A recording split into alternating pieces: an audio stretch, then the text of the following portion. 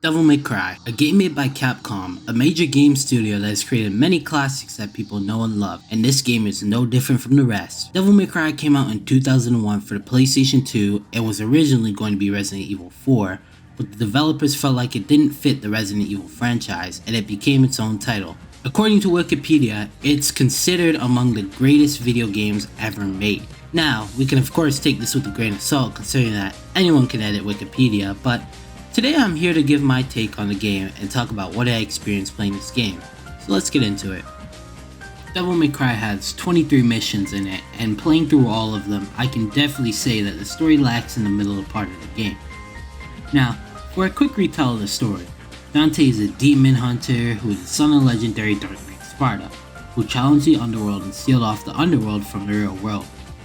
After that, we see a lady that falls down from the sky in front of Devil May Cry, Dante's business of hunting devils for money. She then crashes a bike through the front door and reveals that she knows Dante's past, that he lost his mother and his brother, and then attacks Dante and throws a bike at him, which then he responds by shooting the bike midair and tanks being stabbed with a sword. Yeah. Trish then says she isn't his enemy and reveals she looks like his mother. She then tells us about how Mundus, the emperor of the underworld, revived and tries to get back to the human world on Mallet Island, and that's where the game starts. Throughout the missions, we experience many random cutscenes that are very cool, but the ones that include the story are definitely at a minimum. The only bosses that matter towards the story are Neo Angelo and Mundus. The other bosses are Griffin, a giant bird, Phantom, a lava spider, Nightmare, which is... honestly, I have no clue at first glance, but according to the wiki, he is a bioweapon. Back to the main bosses now. Neo Angelo is a very important person in the story because it's actually Dante's brother, Virgil, which he thought he lost many years ago after they were attacked by the demons. Mundus, the leader of the underworld, was planning to take over the human realm and he was controlling everything that was happening on Mallet Island and was constantly sending his troops to kill Dante. But that's honestly enough talk about the story. We're going to get to the main point of this video, the gameplay. The gameplay for Devil May Cry was definitely in the top brass in 2001, selling a whopping 2.16 million units, which is definitely no small number back then, but the trailer most definitely sold people on it. If I saw this back in E3 in 2001, I'd definitely buy this game in a heartbeat. It really showed that the combat was different, had challenging fights, cool cutscenes, awesome weapons, and even a transformation called Devil Trigger. The game also had something called Stylish Rank, which shows you how well you are doing in combat.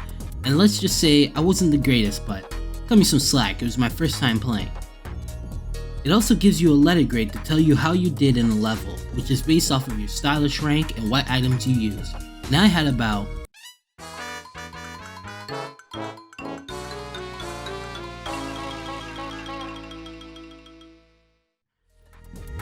So for the swords in the game, you get Force Edge, Sparta, and Elaster. I definitely use Elaster the most before you get Sparta, mainly because who wouldn't want to use a cool lightning sword? Sparta is the sword you get after defeating Nilo, aka Virgil, and obtain the other half of the amulet and awaken the Force Edge into Sparta. You also obtain Ifrit, a pair of very cool fire gauntlets, which also have a very cool ability while using your Devil Trigger, which I totally did not use to cheese a boss after I couldn't beat them. There are also guns in the game. The very first ones you get are Ebony and Ivory, which are Dante's main guns throughout the whole series and are very convenient with enemies that fly or are too far away. You also get a shotgun, which is my favorite gun hands down in this game, because it also has knockback, which saves my ass because enemies need to get up on my face. There's also a grenade launcher which ends up replacing the shotgun due to the range and damage, and the power of it while using Devil Trigger. There's also a needle gun, but it's only used in the underwater parts of the game. It's kinda like Duck Hunt, honestly. The Devil Trigger is Dante's devil transformation that allows him to deal extra damage, move faster, and heal while in this form. It has different looks depending on the melee weapon you are holding. When using Ifrit, almost all your attacks are flame attacks. Elaster, you get electricity to your attacks, and also get Air Raid, which allows you to fly around and dive attack, and you can also release lightning bolts. And Sparta, which can only be used in the final fight against Mundus, allows you to fly around and shoot out runes. And in the second fight, it makes you have a general use of all the weapons that are increased in size. The first boss you fight is a demon spider named Phantom. He's pretty easy once you figure out how to fight him. Besides him swinging at you, he has his flame breath, flame pillars, and can throw his tail at you. The annoying part about this fight is that you can only hit him in the face, but besides that, it's a pretty easy boss overall. He appears many more times to chase you or just be a nuisance, but the final time you face him on a roof, he now has a jump attack and shoots multiple fireballs that rain down on you. That's really about it, but once you deactivate your devil trigger, his health kinda just disappears. You then get a cutscene of him getting impaled by a spear and screaming in pain. He has the realization that he is similar to Sparta, but Dante informs him that he's Sparta's son and wishes him a good night. The second boss is Neil Angelo, whose very first appearance is dramatic, and he then leads us outside to fight in the courtyard. He has a cool blue aura and a long sword, and he can shoot projectiles and block attacks. When we get him to a certain amount of health, he runs and teleports to a different part of the yard. After absolutely wiping the floor with him in the boss fight, he then proceeds to whoop Dante in hand-to-hand combat in a cutscene, until he sees the amulet on Dante's neck. Then he goes crazy and runs away. The second time you face him, he then powers up and has a different look. He's now supercharged in this damn fight because he now has spinning swords that actually fooled me the first time because I had no clue how to counter it. One thing I will say though, Ifrit went crazy for me in this fight, because in this fight you could charge up an attack that will break his block, but he had so much at his disposal in this fight, it had me stressing because I was low health every attempt, but I still beat it regardless. After the fight, an amulet drops, and this is where it was revealed it was his brother Virgil.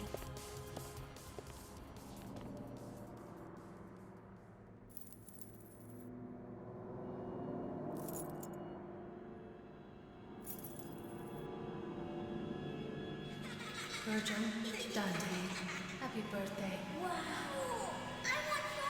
No, I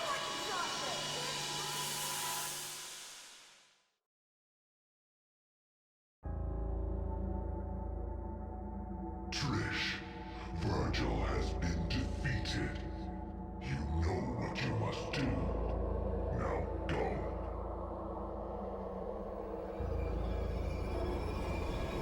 Yes, master. The third boss is a griffin you fight in the castle garden, and he shoots a lot of lightning at us. He creates a lightning ball that closes in on us, shoots horizontal lightning beams, and also sometimes creates platforms we can jump on. While watching this gameplay, this was the second most agonizing boss in this game. It was so bad I had to search up a guide to figure out how to beat this boss, and it was kinda just to spam the grenade launcher. Even though it was kinda lame, he was zoning me out first like a 2D fighting game, so I think it was fair game. Third encounter is in an arena where you fight him, and after you beat him, a pillar falls down and impales him and pins him to the ground.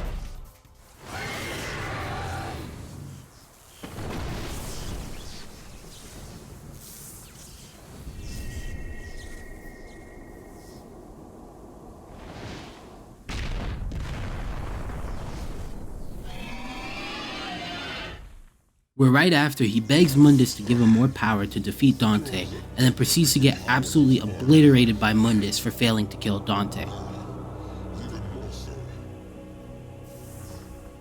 But I cannot let you live. I serve my master Mundus. You can't fight with that wound. Mighty is the power of Mundus. Master, grant me one last surge of power. The power to finish him!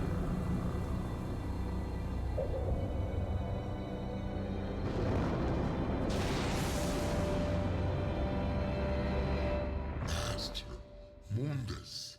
Griffin, you have failed me. You are no longer worthy. Master! No! Please, no!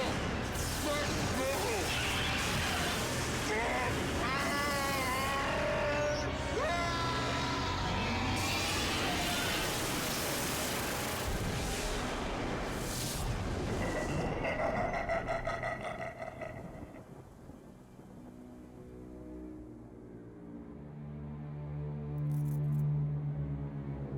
The three-eyed.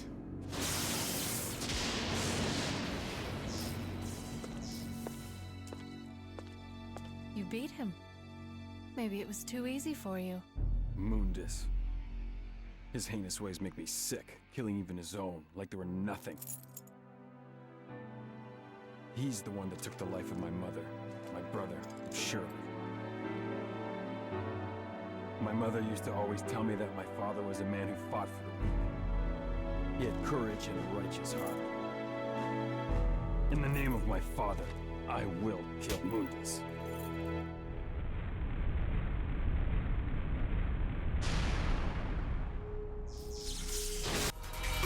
The fourth boss is Nightmare, which, as mentioned before, I have no clue what it is, but after looking at the Wikipedia, it seems it's a bioweapon, and the gun Nightmare B is actually based off of it. And it's a gun I never used because I didn't really like it. Anyways, this boss confuses me because it has a weird mechanic. Like when you get too close to the boss, he absorbs you into his body and you have to fight enemies that you previously fought in order to get out of his body. When you get out of his body, you also deal damage, but the downside is when you get absorbed, you take damage right in. In order to deal damage to this blob, you have to hit the symbols on the wall to make its main body appear, and deal damage to the orb that appears on his back or out of his ass. He also shoots an ice beam and ice needles after his physical form appears. After we defeat him, literally nothing happens as we finish the mission. The second encounter that we have is the same old, except that we fight him, there are more enemies, and Trish, who is shown to be someone that served Mundus.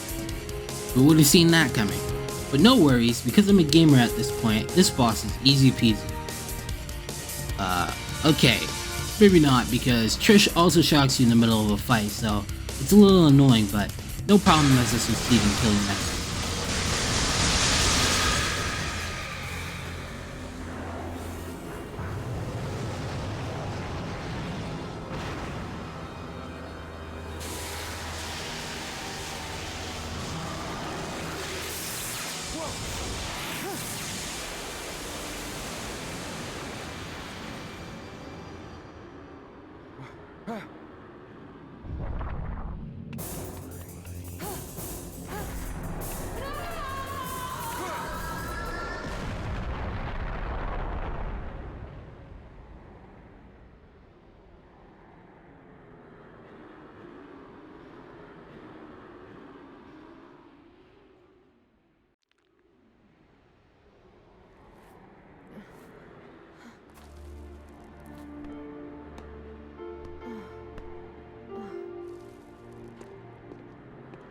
Dante! Dante, why did you save my life?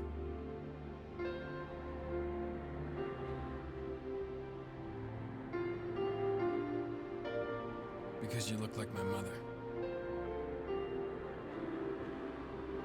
Now get out of my sight. The next time we meet, it won't be like this.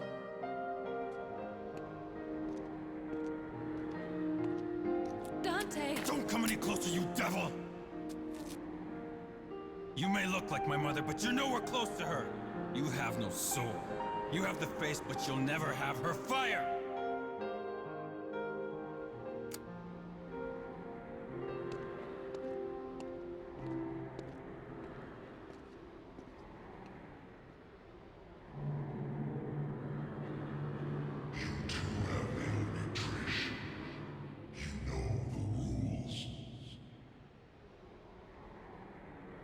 What a sad cutscene though.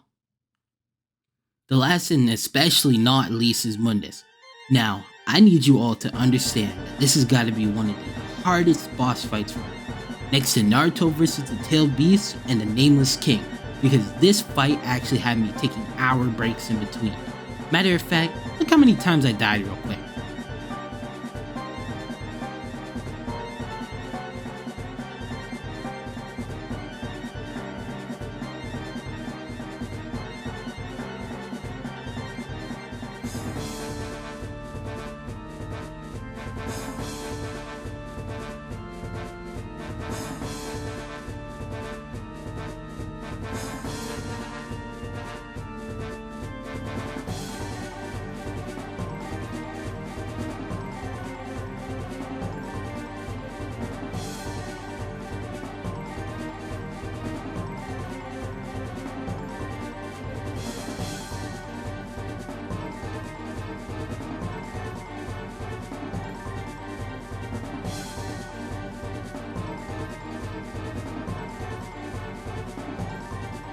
Yeah, not a fun party over here.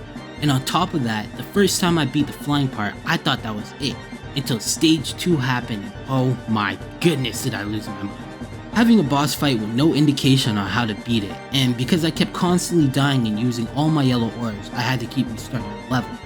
I swear if it wasn't for the other games, I wouldn't play this again if I was offered 10 million to do this fight again. Not to mention the flying controls are actually cooked, like you can't even move the joystick full tilt because it will just make you zoom across the screen, and that would be a good thing if I didn't have to aim my attacks at all. Anyways, let's actually talk about the boss fight. The first part where you are flying in Sparta's form, Mundus throws rocks at you, fireballs, red needles, straight up charges at you, lightning, shoots a big beam from his face, and can do most of these things in rapid succession. He also has protection rocks, and if you don't break them, you can't do damage to him. Luckily, you get a cool attack when you get enough of your devil trigger, and it's a big flaming dragon.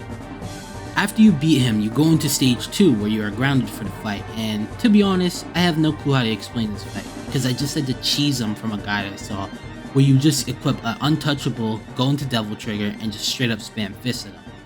He was hella annoying, and I honestly never want to fight this boss again. There's actually a third time where you encounter Mundus, and it's in his true form, which is big and ugly.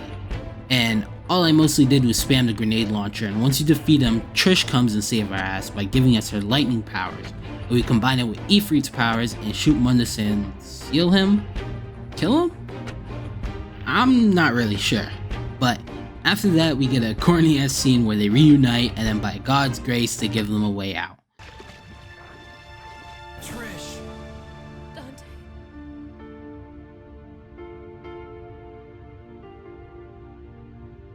So, the context behind this cutscene was that Dante thought Trish was dead because she took a bullet for him when Dante first encountered Mundus. She was like pinned up against the wall, and then she escaped and took it to the head. And Dante thought she was dead. And to be honest, it was very convincing because the scene after you beat Mundus, she is not responsive. She looks like she's dead. So, I played this about a year ago, and I did not fully watch over everything because I kind of forgot about it. I just went off the old script that I made, but yeah, there are a lot of things that are actually missing throughout this whole thing. But, you know, I think this was the perfect time to say it because that's kind of a part that I shouldn't have skipped, but yeah. Dante. Trish, devils never cry. These tears are a gift only humans have. We're too late.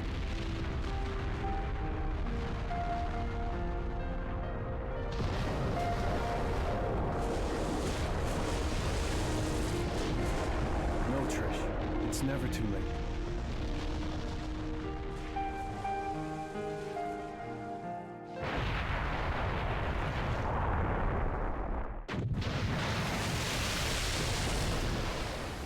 And we humans never give up. Are you ready? Yes.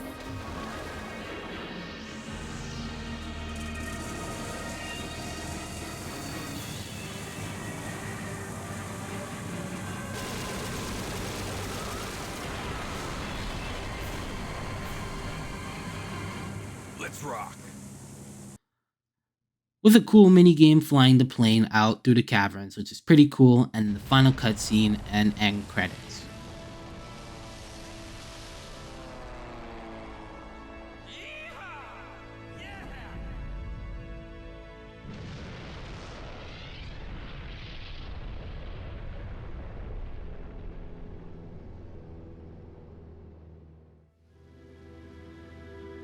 The sky. So clear. So blue. The sky is fair. It'll always be above everyone's head, no different. Like the sky. I feel like my heart is becoming clear.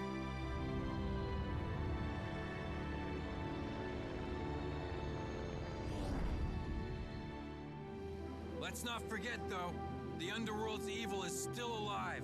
They will someday return. There's no need to worry, right? Because the world has the legendary Dark Knight Dante and his sidekick.